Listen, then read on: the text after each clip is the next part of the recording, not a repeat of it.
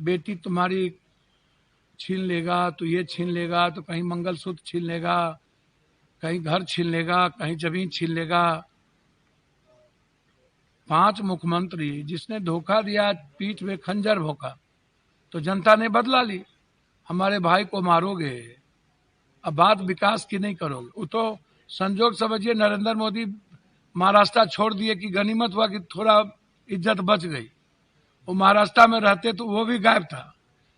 वो जिस डाल पर बैठते हैं, आप देखिए यहाँ पर आप उठा करके देखिए, यहाँ जब भी आए नफरत की राजनीति की, और यहाँ पर विकास की राजनीति थी। हमारे भाई को 5 साल जिस तरीके से जानवर तस्कर गुंडई जो पूरा असम को के शेयर को अपने शेयरधारक बना लिया, अब वो कितना नफरत और गुंडई करते थे यहाँ, आप इसको समझिए।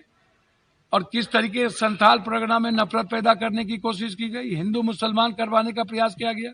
कॉरपोरेट एक यहाँ किस तरीके से देखिए, अब चुनाव जो है ये बीजेपी नहीं लड़ती है, चुनाव अदानी लड़ता है। किसी भी सरकार को बनाने और बिगाड़ने में अदानी की भूमिका होती है। अदानी इस कंट्री के लिए, डेमोक्रेसी के लिए, संविधान के लिए खतरा बन चुका है।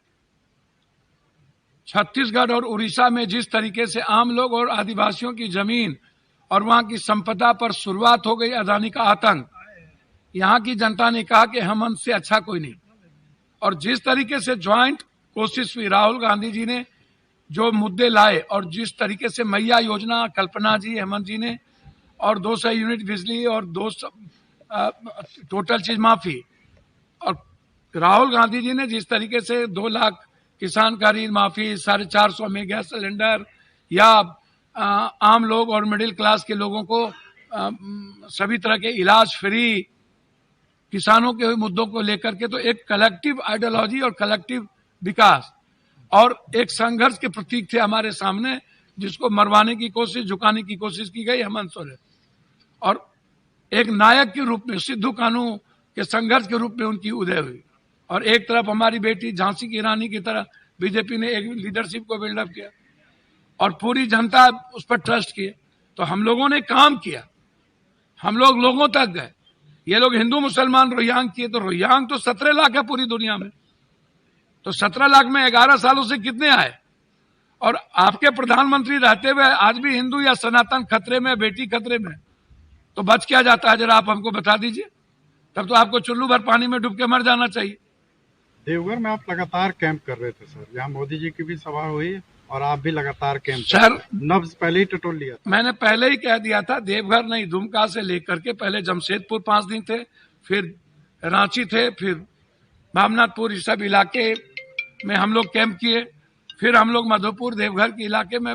ये तो बिहार और माँ और मौसी का रिश्ता है ना, देवघर और इस इलाके में बिहार और झारखंड का रिश्ता ही है, माँ और मौसी का। और यहाँ आप बगल में नफरत की राजनीति कर लोगे, देवघर में आप नफरत की राजनीति नहीं कर सकते। इसका प्रमाण सुरेश पासवान है।